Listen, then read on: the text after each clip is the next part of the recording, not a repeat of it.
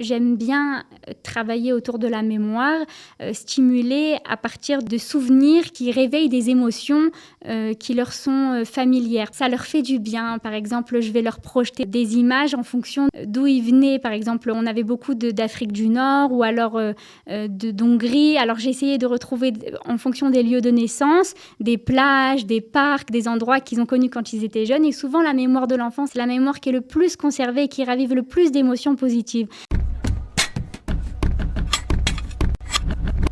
Les personnes âgées dans notre société souffrent parfois de troubles cognitifs. C'est pas toujours évident de s'occuper d'elles et de leur apporter les meilleurs soins possibles. Nous allons parler ce matin avec Julia Haddad, qui est gérontologue, donc spécialiste du troisième âge, on va dire ça comme ça. Et elle vient nous parler du centre Melabev, qui va bien sûr, si vous ne connaissez pas ce centre, vous aider à gérer vos proches qui souffrent peut-être de troubles cognitifs. Julia Haddad, bonjour et bienvenue. Bonjour. Alors, ravie de vous accueillir parce que c'est vrai que c'est un centre de jour, un centre qui accueille en fait à la journée des personnes âgées qui ont toutes sortes de troubles cognitifs. Ça aide énormément. Exactement. Melabev, c'est une association à but non lucratif qui, entre autres, possède 4 centres, 3 dans la région de Jérusalem et 1 à Beth Shemesh. Le centre, moi je suis venue vous parler essentiellement du centre de Talpiot puisqu'il accueille des Français de façon ciblée, c'est-à-dire il y a du personnel en français qui peuvent répondre à leurs besoins. L'idée de Melabev en général, c'est l'accompagnement des personnes âgées et leurs familles qui ont des troubles cognitifs, toutes sortes de démences, l'Alzheimer qui est la démence la plus fréquente. On a des troubles de mémoire, des troubles Exactement, quand on parle de troubles cognitifs, on parle donc de mémoire, d'orientation, comportement, langage. C'est pas forcément Alzheimer, ça veut dire, c'est large. C'est pas forcément Alzheimer. Et souvent, ça vient avec l'âge, évidemment.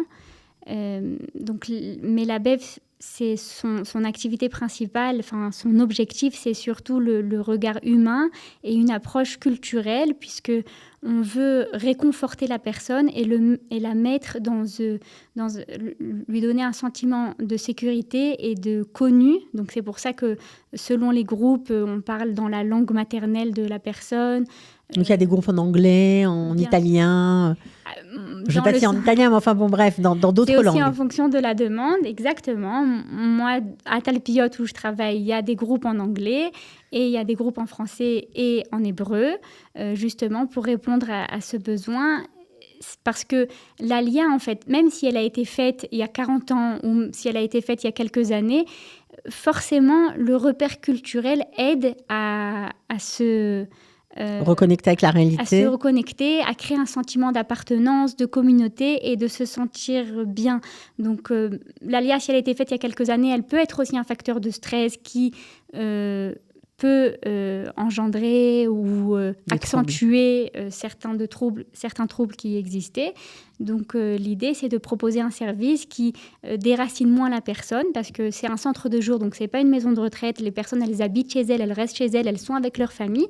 Mais on propose à la journée des services qui leur permettent de passer du bon temps, de trouver des gens, des Français comme eux, qui ont des expériences similaires ou pas, parce qu'il y a de toutes les communautés, des Ashkénazes, des Séfarades, des gens qui ont fait l'Alia il y a 20 ans, 30 ans, qui parlent très bien hébreu, d'autres qui ne parlent pas hébreu, qui ont fait l'Alia il y a quelques années.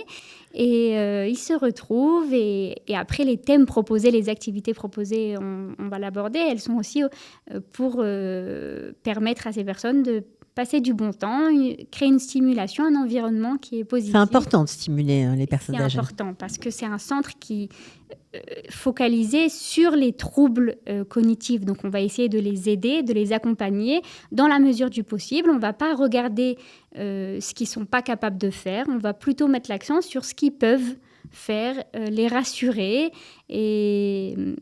On peut passer sur une journée type.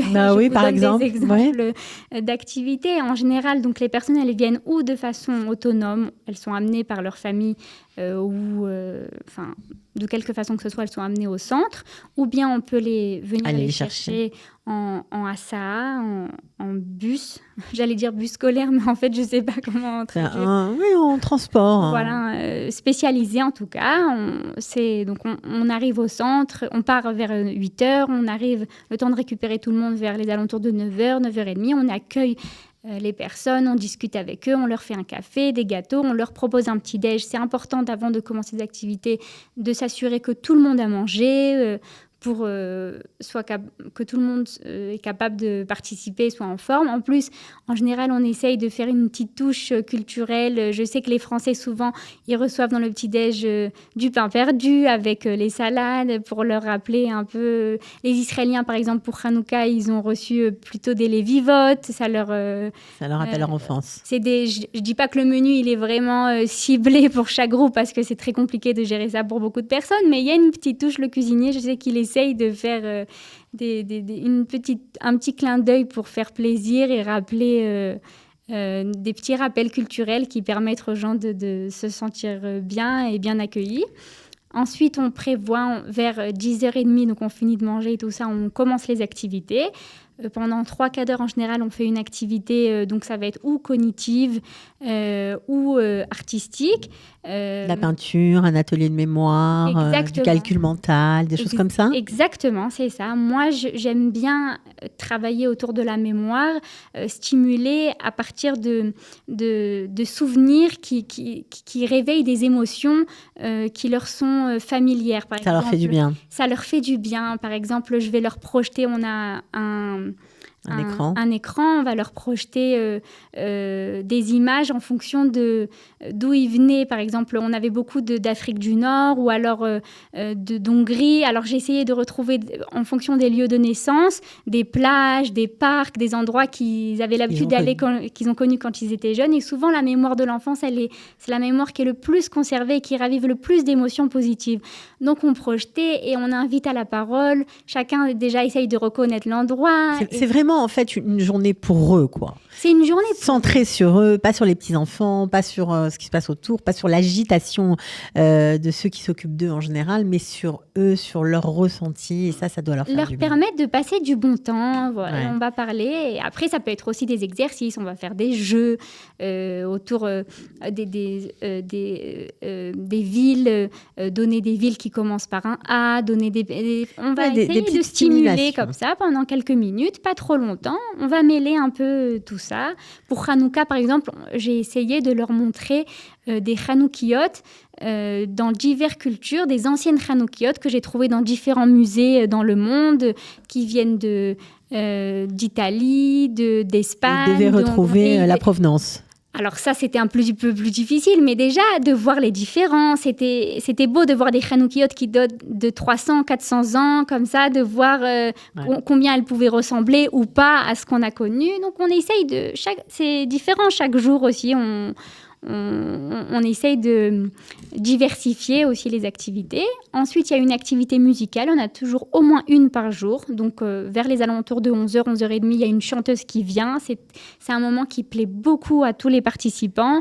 On se regroupe dans une grande salle. En plus, il y a une chanteuse extra qui chante en toutes les langues. Elle chante en yiddish, elle chante en hébreu, elle chante en judéo-espagnol, en français. Elle va essayer de donner en anglais des chansons, des anciennes chansons souvent. Donc ils ressortent de là, ils ont la pêche, quoi. Oui, ils sont contents, ils ont envie de revenir.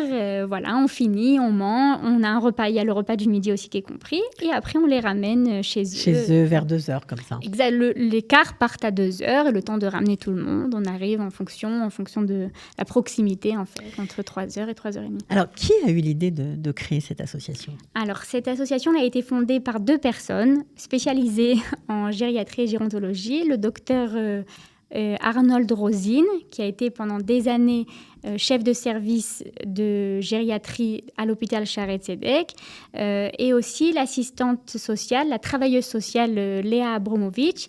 Les deux, ils ont réalisé qu'il y avait un besoin sur le terrain de donner, d'accompagner en fait les personnes âgées qui ont ce genre de troubles cognitives, donc démence et autres, avec une approche qui est plutôt communautaire et culturelle. Donc essayer de les regrouper pour justement favoriser le sentiment d'appartenance et le sentiment de sécurité qui parfois peut manquer quand on vieillit et qu'on perd la mémoire et on a une perte d'identité en fait. Alors on parle souvent des personnes qui ont des troubles cognitifs, donc là cette prise en charge pour elle est magnifique, mais est-ce qu'il y a aussi une prise en charge ou en tout cas des conférences de l'aide pour les aidants qui sont autour?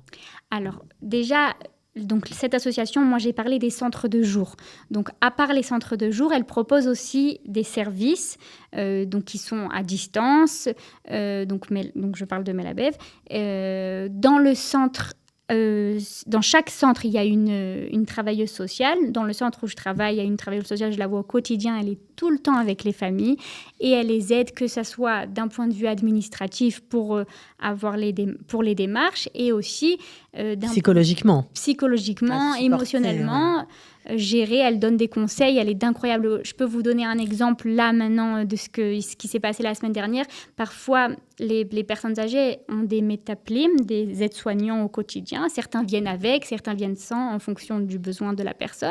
Et parfois, ces aides-soignants partent en vacances. Souvent, c'est des durées de 1 mois. C'est difficile pour la personne on leur trouve un remplaçant. Et même si on a un remplaçant, il faut que ce remplaçant aussi apprenne à la connaître. Et ouais, c'est pas facile. Et elle aide beaucoup, parce qu'elle connaît tous les patients.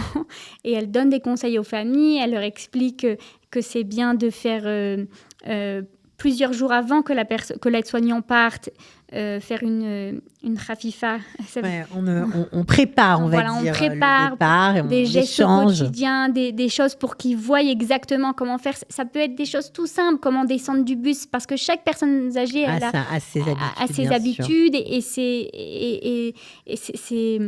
ce qui les réconforte ou pas, et donc c'est très important. Et elle accompagne les familles, elle les lâche pas pour leur donner des conseils au quotidien pour que tout se passe bien. Ouais, donc il y a quelqu'un auprès de qui... Dans chaque centre, c'est obligé, il y a quelqu'un qui dirige en tout cas vers tout ce qui...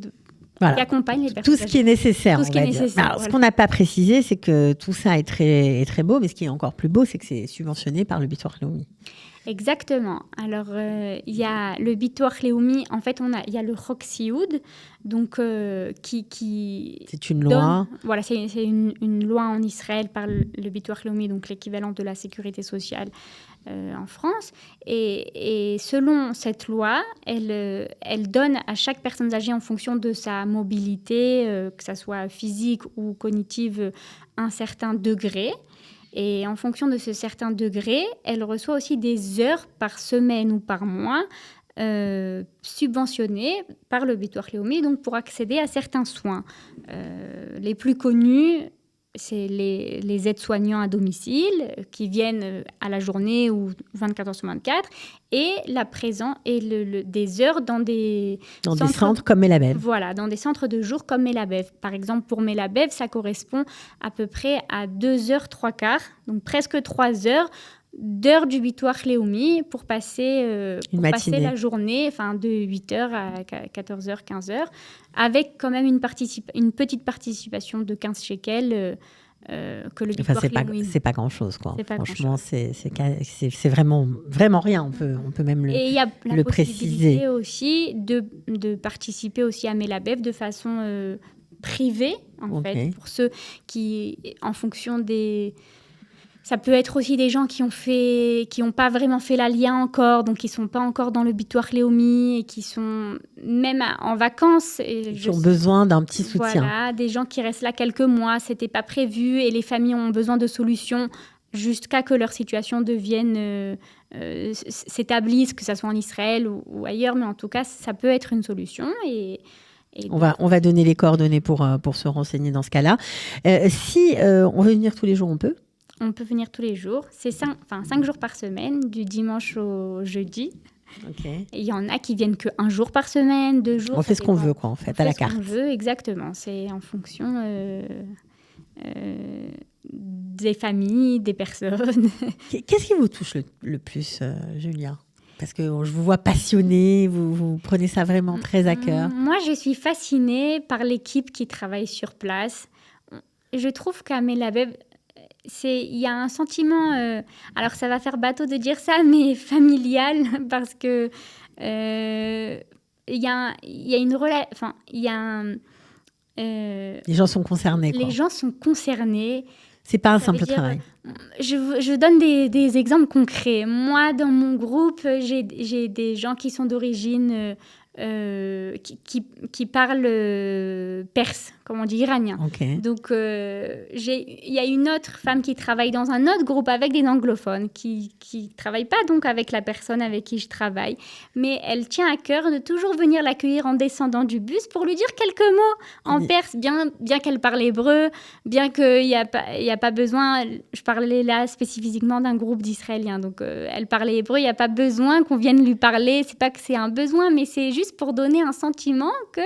T'es à la maison. On est à la maison, je viens juste t'accueillir, te dire bonjour, elle aide à descendre du bus, elle le ramène dans la pièce où on passe la journée. Et c'est des petites actions du quotidien. Quand il y a des personnes âgées qui viennent d'une chambre à l'autre, des fois ils n'aiment pas, d'une pièce à l'autre, des fois ils ont envie de se dégourdir les jambes. Certains, on donne de la liberté aussi, on n'est pas là, c'est-à-dire c'est censé être un moment de plaisir. Moi j'ai dans mon groupe aussi 2 personnes qui adorent discuter entre eux. Ce sont des amis, d'ailleurs c'est une histoire folle, ce sont des gens qui se sont connus enfants, qui sont nés dans un des tout premiers quartiers de Jérusalem, à côté de Nachlaot, vraiment, il y a dans les années 50-60. Et ils se sont perdus de vue, voilà, ils se sont quittés quand ils avaient 10 ans, 15 ans, après chacun a fait sa vie, et ils se sont retrouvés à Melabeb à 80 ans. Incroyable. Incroyable, ils se sont reconnus, ils ont discuté, et maintenant ils adorent passer tout leur temps entre eux, et des fois ils ont juste envie de discuter, ils n'ont pas forcément envie de participer à toutes les activités, et c'est pas grave, ils ont envie de se mettre dans le couloir et discuter, voir les gens qui passent, après de temps en temps ils rentrent parce qu'ils ont envie de faire les activités, mais on les laisse parce que c'est ça l'idée, on a envie que les personnes passent du bon temps et on leur permet, on passe, on leur dit est-ce que vous avez besoin de quelque chose, et ils disent tout va bien, quand on le veut on rentre. Donc c'est vraiment un endroit où on se sent bien et qui est vraiment dévolu, on va dire, à ces adultes, alors qui souffrent mais qui sont quand même des personnes à part entière. Exactement. Et qu'il ne faut pas oublier. Et vous l'avez très bien formulé parce que c'est toute l'idée de Melabeb, c'est de pas définir les personnes par leur handicap, mais se rappeler qu'avant tout, ce sont des personnes qui ont des sentiments, qui ont une vie. Qui ont une vie. Et il y en a qui ne parlent pas parce qu'il y a tout niveau. Et c'est vrai qu'ils ne parlent pas, mais nous, on va quand même leur parler, même si on sait qu'on ne va pas forcément avoir une réponse, mais on va avoir un sourire, et eux nous reconnaissent. On sent, il y a quelque chose qui passe dans les yeux, qui nous reconnaissent et qui sont bien, et c'est important. Bon, en tout cas, vous en parlez avec beaucoup d'enthousiasme. On sent que vous êtes à fond, vraiment. C'est pas simplement, comme je l'ai dit tout à l'heure, un travail. C'est bien plus que ça. Pour vous, c'est une mission. Et on vous remercie d'être venu nous en parler et surtout de nous avoir présenté ce centre que beaucoup de francophones, j'en suis sûre, ne connaissent pas. Et c'est certain que ça va aider de nombreuses familles. Donc, je mettrai bien sur les coordonnées du centre sous la vidéo. Vous cliquez, il y a un petit texte qui apparaît et là-bas, vous aurez les coordonnées. Je vous les donne quand même tout de suite. Donc, vous pouvez contacter Julia pour plus de renseignements au 058 774 82. Et si vous avez de la famille israélienne ou qui ne parle pas français, vous contactez Liat Ousmane 054 255 81 78. Merci beaucoup d'être venu nous parler de ce joli centre. À bientôt.